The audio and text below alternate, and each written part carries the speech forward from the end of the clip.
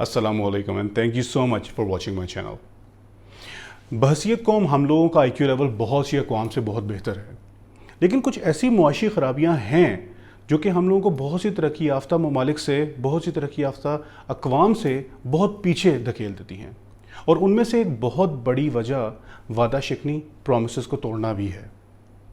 जहाँ पे बात हमारी अपनी ज़ात की आती है, अपनी स्किल की आती है और अपनी कॉम्पिटेंसी के बारे में आती है, वहाँ पे हम लोग बहुत लायक फाइक, हीरो और अबव एवरेज होते हैं। लेकिन जैसे ही उस चीज़ के अंदर कोई दूसरा इंसान या दूसरा मुआशरा शामिल होता है तो हम ज़ीरो और समटाइम्स बिलो ज़ीरो भी साबित हो जाते हैं। देखें, हर इंसान दूसरे इंसान के ऊपर रिलाई करता है। हम लोगों ने बचपन में ही ये चीज़ सीखी है कि a man is a social animal, but इसके बावजूद जब तक हमें भरोसा नहीं होगा किसी के ऊपर, तब तक हम लोग किसी के ऊपर प्रॉपर तरीके से एतबार नहीं कर सकते। हमारे सामने एक सुपरमैन भी बन के आ जाएगा, हम जब तक उस पर भरोसा नहीं करेंगे तब तक हम उसको रिलाई नहीं कर सकते। इसी तरह अगर देखा जाए तो बहुत सी चीज़ों के अंदर हम अपने ड्राइवर, अपने सिस्टम और अपने बड़ों के ऊपर भरोसा करते हैं क्योंकि हम उन पर भरोसा करने पे मजबूर हैं। हमने उनको उन रिस्पॉन्सिबिलिटीज़ के ऊपर रखा हुआ होता है। लेकिन ऑन दी अदर हैंड बहुत से ऐसे बीच में लोग शामिल हो जाते हैं जो लोग वादा शिकनी करते हैं, वादों को बार बार तोड़ते हैं। बहुत से काम हम लोगों ने नोट किया होगा कि लोग बहुत से काम शुरू करते हैं लेकिन बीच में ही छोड़ देते हैं। ऐसे लोगों की वजह से भरोसा टूटता है, ऐसे लोगों की वजह से रिलायबिलिटी कम होती है और फिर इंट्रोवर्सी जैसी प्रॉब्लम्स, आदम बेजारी जैसी प्रॉब्लम्स इस माशरे के अंदर जन्म लेती हैं कि अगर मैं ही बिल्कुल ठीक चलने की कोशिश कर रहा हूँ और हर बंदे ने वादा तोड़ना है, गलत बयानी करनी है, तो फिर मुझे अकेले ही रहना ठीक है। मैं ही ठीक हूँ तो मैं अकेले ही रहता हूँ।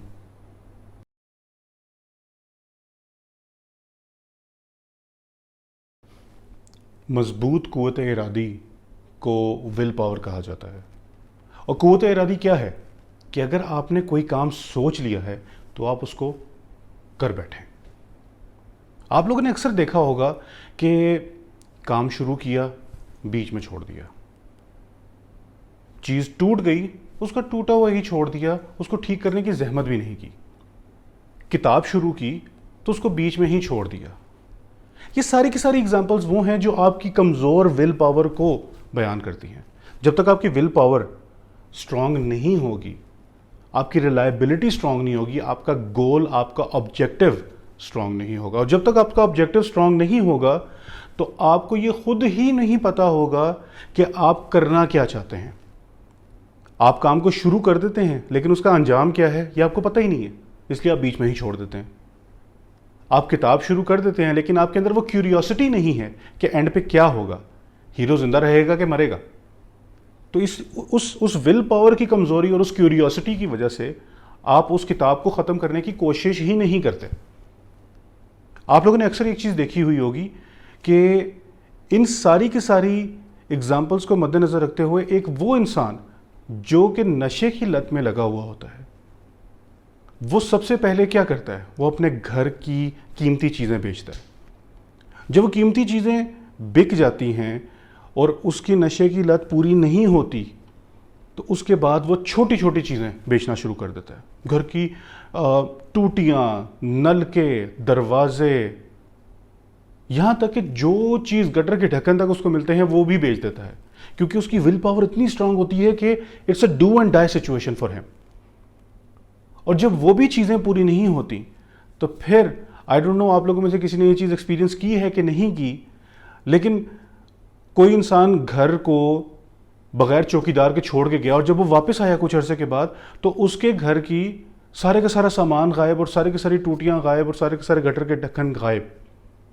ये कौन करता है? ये कोई भी नहीं करता। ये यही लोग होते हैं जिनके लिए डू एंड डाई सिचुएशन इतनी स्ट्रांग हो जाती है, उनकी विल पावर फॉर सर्वाइविंग इतनी स्ट्रांग हो जाती है कि वो ऐसी चीज़ें करने पे मजबूर हो जाते हैं।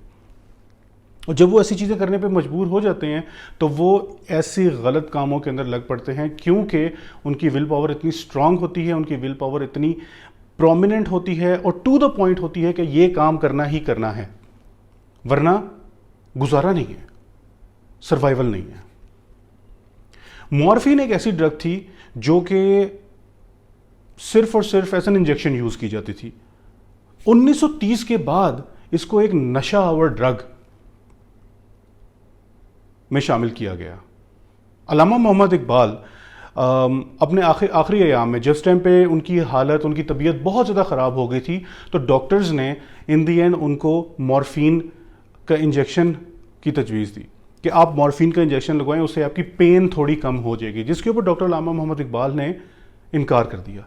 और उन्होंने ये कह के इनकार किया कि अगर मैं मॉर्फिन लगाऊंगा तो नशे की हालत के अंदर मैं मौत की वो फीलिंग नहीं ले सकूंगा जो कि अल्लाह ताला ने इंसान के लिए एक राज रखी है, और मुझे ये डर है कि मैं इस नशे की हालत में मेरे मुंह से कलमा ही ना निकल पाए। तो इतना बड़ा रिस्क लेने से बेहतर है कि मैं इस ड्रग को लेने से इनकार कर दूं। और उन्होंने वो ड्रग लेने से इनकार किया, और जिसकी वजह से उनकी वफात हो गई। तो जब आपकी विल पावर इतनी स्ट्रांग हो कि आपको आपके ऑब्जेक्टिव का पता है, कि आपको आपके गोल का पता है, तो there is nothing in the world that can stop you from achieving that goal. किसी भी मुआशरे को आप एक आंख से नहीं देख सकते, बहुत से जावियों को इकट्ठा करके तो शायद यकीन लगाया जा सकता है कि हमारे इर्द गिर्द क्या हो रहा है। एक जाविया यह भी है कि नशा बहुत ज्यादा बढ़ गया, और एक रिपोर्ट के मुताबिक न्यूयॉर्क अमेरिका के बाद दुनिया में सबसे ज्यादा कंज्यूम होने वाला शहर कराची है। मैंने कहीं पे पढ़ा कि एक खातून बहुत ही तकलीफ में, परेशानी में ये बता रही थी कि उसका 11 साल का बच्चा नशे की लत में लग गया, और नशा भी कोई ऐसा वैसा नहीं, आइस का नशा। अब परेशानी की बात यह है कि एक तो इतनी छोटी उम्र में उसको नशे की लत लग गई, और दूसरी चीज़ ये कि नशा भी वो जिसका अंजाम सीधी सीधी मौत है। तो इस चीज़ से हम लोग बहुत ही अच्छे तरीके से अंदाज़ा लगा सकते हैं कि बहसीयत कौम हम लोग किस कदर कमज़ोर हो चुके हुए हैं।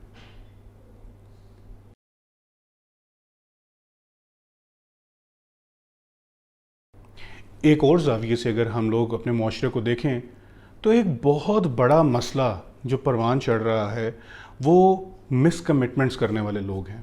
वो ऐसे लोग हैं जो कि अपनी जिम्मेदारियों से भागते हैं, जो कि शॉर्टकट्स ढूंढते हैं। और इसकी एग्जांपल मैं आपको ऐसे देता हूँ कि हमें से कई लोग नौकरियां करते होंगे, और कई लोग ऐसे होंगे जो कारोबारी होंगे जिन्होंने नौकरियों पे लोगों को रखा होगा। लेकिन बहुत ज़्यादा देखी जाने वाली चीज़ ये है कि लोग वहाँ उस जॉब से निकलने के लिए बहुत आसान तरीका ये होता है कि आप इस्तीफ़ा दें और इस्तीफ़ा दे के उस जॉब को छोड़ दें। लेकिन वो करेंगे क्या कि वो इंतज़ार करेंगे तनख्वाह के आने का। तनख्वाह जैसे ही आएगी, बग़ैर बताए, बग़ैर इन्फॉर्म किए वो वहाँ से भाग जाएंगे, और उसके बाद उस काम को करने में उस कारोबारी को कितना नुकसान होता है ये सिर्फ वो कारोबारी ही जान सकता है। आप ज़रूर इस्तीफ़ा दें, आप अपनी ज़िम्मेदारियों को पूरा करें, लेकिन अगर आपने इस्तीफ़ा देना है तो आप इस्तीफ़ा दें, आप उन कवानीन को अपनाते हुए उनकी सारी की सारी शराइत को पूरा करें, जिसके पीछे कि आप सारे का सारा सिलसिला किसी को हैंड ओवर करके तो अपने आगे का रास्ता ले लें। इस तरह आपको अपनी पिछली कश्तियाँ नहीं जलानी पड़ेंगी, लेकिन आपके ऊपर भगोड़ा होने का, जिम्मेदारियां ना उठाने वाले का, इनकॉम्पिटेंसी का निशान या ठप्पा नहीं लगेगा।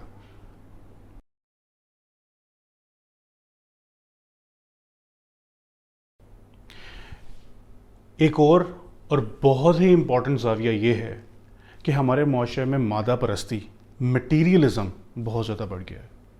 हम इंसान को उसके कैरेक्टर, उसकी मेंटेलिटी के हिसाब से जज नहीं करते। हम इस बात के ऊपर जज करते हैं कि इसने कितने ब्रांडेड कपड़े पहने हुए हैं, इसके पास पैसा कितना है, ये किस गाड़ी में आ रहा है। इन सब चीज़ों को जहन में रखते हुए हम लोग किसी भी इंसान को जज करते हैं, और उसी जजमेंट के ऊपर हम लोग कई दफ़ा धोखा खाते हैं।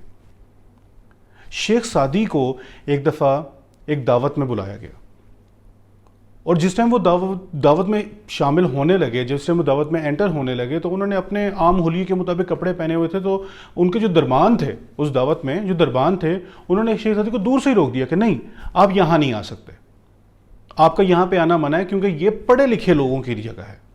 اب سوچیں، شیخ سعدی کو یہ کہا جا رہا ہے کہ یہ پڑھے لکھے لوگوں کی جگہ ہے۔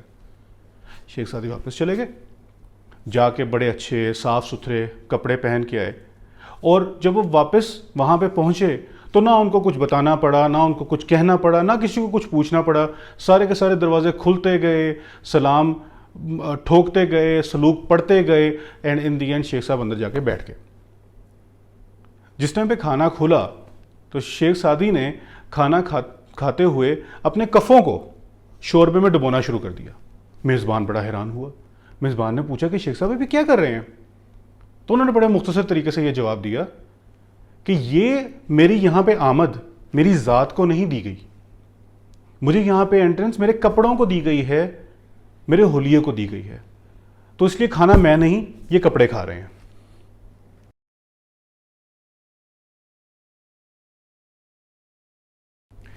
میں نے ایک اور چیز نوٹ کی ہے کہ یہ معاشرہ کوشش کرنے والے کو، گرو کرنے والے کو، اپنے کمفرٹ زون میں نکلنے والے کو، کچھ انوکھا کرنے والے کو ایکسیپٹ نہیں کرتا۔ اس سوسائٹی کو نا ایک کنویں کی طرح لیں کہ جب تک آپ کنویں کے اندر ہیں سب آپ سے خوش ہیں، لیکن جیسے ہی آپ کنویں سے نکلنے کی باہر کوشش کرتے ہیں تو کنویں کے باہر والے آپ کی حوصلہ شکنی کرنے لگ پڑتے ہیں، آپ کو برا بھلا کہنے لگ پڑتے ہیں کہ تمہارا دماغ خراب ہے، تمہیں باہر آنے کی کیا ضرورت ہے، اچھے خاصے کنویں کے اندر پڑے ہوئے ہو، وہیں پہ پڑے رہو۔ آپ کو پراپر طریقے سے ڈی موٹیویٹ کیا جاتا ہے، آپ کو پراپر طریقے سے یہ بتایا جاتا ہے کہ آپ اس قابل نہیں ہیں، آپ سے نہیں ہوگا۔ اور اگر آپ کسی طریقے سے ایسی تیسی کر کے آپ کنویں سے باہر آ ہی جاتے ہیں تو باہر والے چلیں تھوڑے بہت آپ کو اپریشیٹ شاید کر لیں، پھر آپ کو طنز اور برے الفاظ میں یاد کیا جاتا ہے ان کی طرف سے جن کو آپ چھوڑ کے کنویں میں آئے ہوتے ہیں۔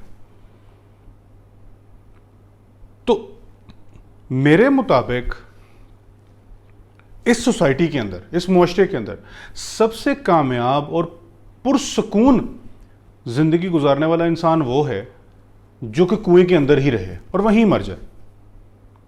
ادروائز جب آپ کوشش کر رہے ہوں گے تو آپ کو ڈی موٹیویٹ کیا جائے گا، اور جب آپ کامیاب ہو جائیں گے تو آپ کو طنز و مذاق کا نشانہ بنایا جائے گا۔ اور یہی ایک وجہ ہے کہ لوگوں کی ڈی موٹیویشن لیول، ان کا فرسٹریشن لیول اتنا بڑھ جاتا ہے کہ وہ کوشش کرنا ہی چھوڑ دیتے ہیں کہ معاشرے نے تو ان کو ایکسیپٹ ہی نہیں کرنا۔